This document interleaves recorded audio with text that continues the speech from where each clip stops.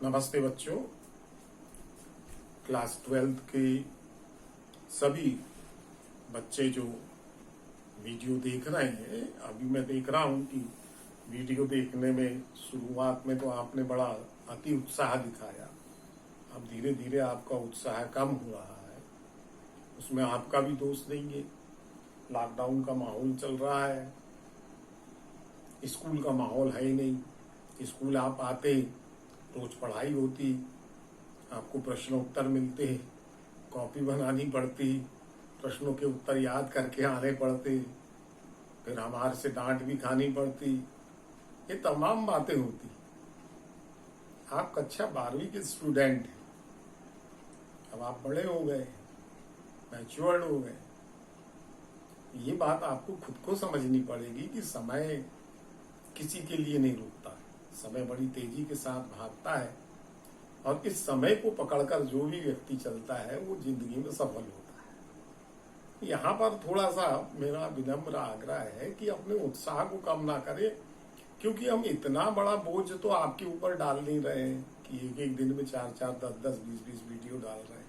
हाँ, लेकिन इतना है कि जैसे जैसे समय गुजरेगा तो अन्य वीडियो भी आपके सामने आते चले जाएंगे। अकाउंट के वीडियो संसाधन की कमी के कारण नहीं बन पा रहे हैं। लॉकडाउन के बाद अकाउंटेंसी के भी वीडियोस बनना शुरू हो जाएंगे, इकोनॉमिक्स के वीडियो बनना शुरू हो जाएंगे। तो एक एक दिन में आपको शायद 1 या 2 दिन के आड़ में आपको 3-3 वीडियोस प्राप्त। तो आप थोड़ा सा प्रिपेयर रहें, तैयार रहें। आपको मैं जो पढ़ा रहा हूँ उसके प्रश्नों के उत्तर आप मेरे वीडियो को देखकर तैयार करें, वही नोट्स हैं। आज मैं आपको नया अध्याय पढ़ाने वाला हूँ, उसका प्रारंभिक परिचय भर हम करेंगे। नया पाठ जो है ये आपकी इकाई 4 चल रही है। 4 इकाई, 3 इकाई खत्म हो गई। 4थी इकाई का आज रक्षाबंधन में शुभारंभ कर रहे हैं। तो हल्का परिचय मात्र हम आपको देंगे। इसका नियोजन वाला पाठ है। निधन योजन, अच्छी योजना बनाना। और जब मैं पढ़ाने के लिए सोच रहा था इस विषय में, मैं क्लास में भी जब पढ़ाता हूं तो मेरे मन में विचार आता है कि इसमें कुंटज की परिभाषा दी गई है, जार जार टेरी की परिभाषा दी गई है। पुस्तक मेरे सामने न पढ़ी रही है। और कोई बिली ई गोंज, इनकी परिभाषाएं दी गई है। तो थोड़ा मुझे दुख होता है कि भारतीय संस्कृति में जो इतनी महान परंपरागत संस्कृति है, 10 लाखों वर्ष पुराना हमारा इतिहास है, क्या हमारे यहाँ पर ऐसे विद्वान ना हुए होंगे जिन्होंने नियोजन पर अपने विचार व्यक्त ना किए हों? मेरे मन में विचार आया, मैंने गूगल में सर्च करके देखा तो चाणक्य का एक कोटेशन मैंने पढ़ा कि मैं क्या कर रहा हूं, मैं क्यों कर रहा हूं, और मैं जो कर रहा हूं उसका परिणाम क्या होगा, और मैं सफल होऊंगा या नहीं।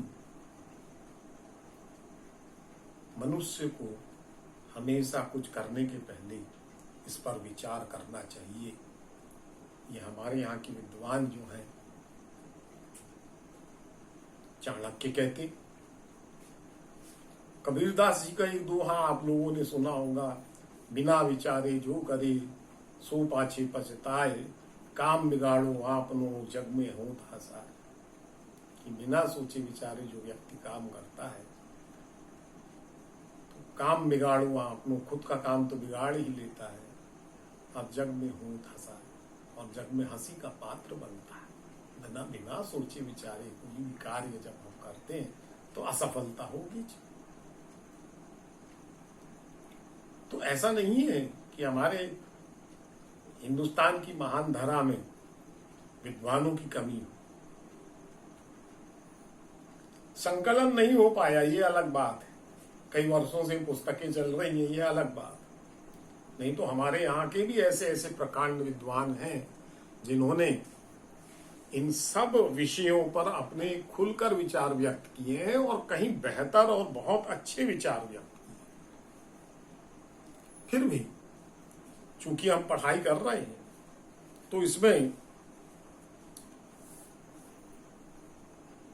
जो कुंटच की परिभाषा है वो मैं बोल के सुनाता हूं आपको। नियोजन द्वारा पहले से यह निश्चय कर लिया जाता है कि क्या कार्य किया जाएगा। अब देखिए, हमने जो चाणक्य की बात बताई थी वो यहां आ रही। कैसे किया जाएगा, कब किया जाएगा और उसे कौन करेगा। हम जिस स्थान पर हैं और जिस स्थान पर पहुंचना चाहते हैं उसके अंतर को पाटने के कार्य को नियोजन कहते हैं। ये कुंटज ओ डोनेल ये परिभाषा दे रहे थे। क्या आपको नहीं लगता चाणक्य की परिभाषा से मिलती जुलती परिभाषा? इसलिए पहले मैंने चाणक्य की परिभाषा आपको बताई। अब यहां पर आप देखें, बड़ा विचित्र सा नाम है, बिली गोज। नियोजन मूल रूप से चयन कार्य है और नियोजन की समस्या तभी पैदा होती है जब कार्य को वैकल्पिक ढंगों का पता।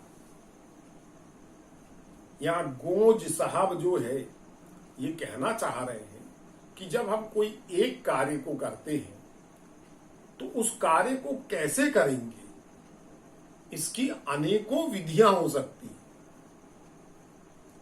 और उन अनेकों विधियों में से किसी एक अच्छी विधि को चुनना ही नियोजन कहलाता है।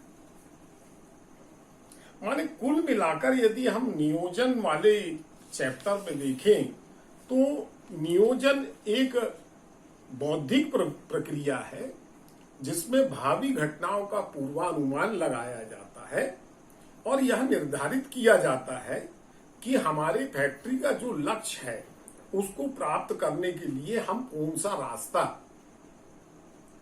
जो सर्वश्रेष्ठ है उसे अपनाएंगे और इसकी सहायता से हम सफल होंगे। अब जब हम बिजनेस स्टडी पढ़ रहे हैं तो आप विशेष तौर पर इस बात का ध्यान रखें कि बिजनेस स्टडी पढ़ते समय एक बच्चा अपने आप को उद्योगपति मान ले, कारखाने का मालिक मान ले या किसी व्यापार का मालिक अपने आप को मान ले और वो ये सोचे